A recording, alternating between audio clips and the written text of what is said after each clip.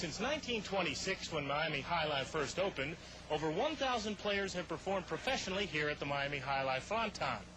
Up until 20 years ago, only 5 of those players were native-born Americans who learned the sport here in the United States. In the early 1970s, one single American player emerged, and since then, things haven't been the same. The influx of Americans at Miami Jai-alai gives the Fronton a unique flexibility and status in its efforts to present the finest roster of stars assembled any place in the world.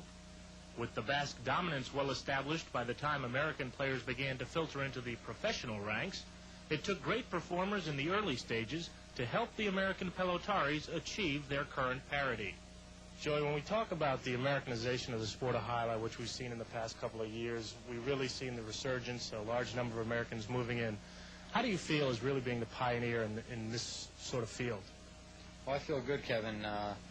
One of the things that when I started, one of my goals were to hopefully open the doors for a lot of young American players to come in and show them there is there's hope and there's a future for American athletes in this sport. So I feel real good about it. Once Joey captured the imagination of Jai-alai aficionados the world over, the foundation was established to develop new talent in the United States.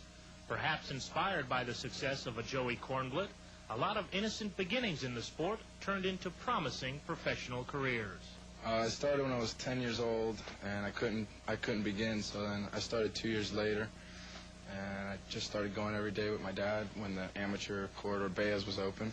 And I played there for about a little less than a year. Then I started in the amateur Jai-alai school. Well, my father started me in the sport when I was 5, and I played at the amateur facilities sponsored by World Jai-alai, and I played in the World Jai-alai school. My parents used to come to Miami Jai-alai on the weekends, and they won a large trifecta. It was like $800 or $900, I'm not sure. It was when I was 15 they won, and we used to live across the street from a beet field.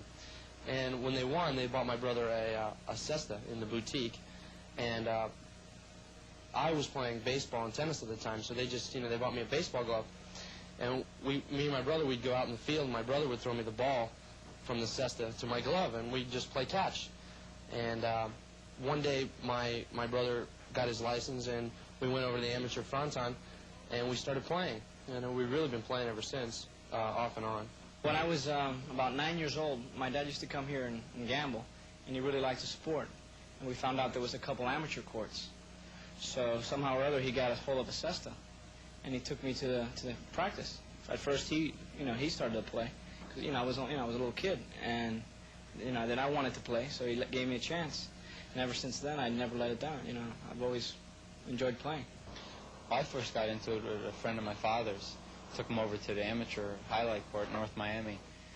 Fell in love with the sport. It was like love at first sight. And I just continued playing. After about 6 months playing rubber ball, Miami Jai-alai had opened up a school here.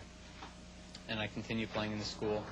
And when I was 15, I represented the United States in the World Amateur Championships in France. And I came back when I was 16. I signed a professional contract here in Miami, and I've been here ever since.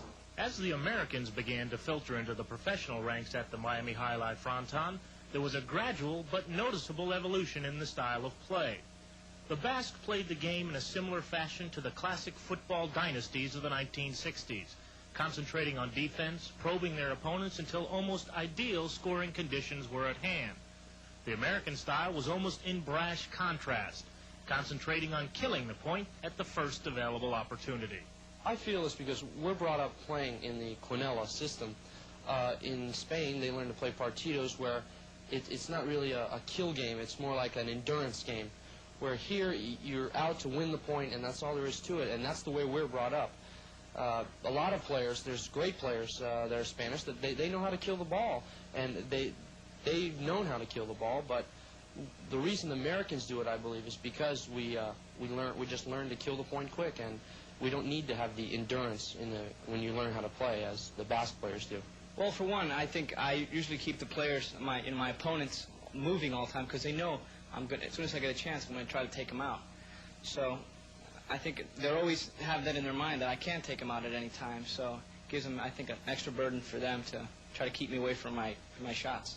What about the style of play that the Americans have, the kill-the-point aggressive style versus the catch and throw of the former style of the Basques? That would probably be the only thing that they have over the basket is the wanting to kill the point quicker. To me, the only way to play any sport, excuse me, especially highlight, is to play aggressive. To catch and throw and volley back and forth, it's kind of boring. I feel that the first opportunity you have to kill the point, you should go for it, providing you have the ability to throw the shots.